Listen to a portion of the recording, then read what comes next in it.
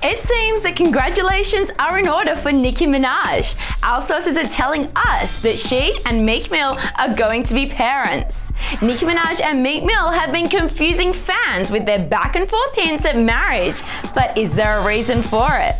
These two lovebirds are trying to steer everyone away from the real news that they're expecting a baby. The pair will be performing at dozens of venues all over the country in the next few months, and Nicki's tour manager has specifically asked that there be no smoking of cigarettes or weed. Obviously you can't smoke near a pregnant woman, so is that a clear sign that she's carrying the next hip-hop baby? Do you think Nicki is pregnant?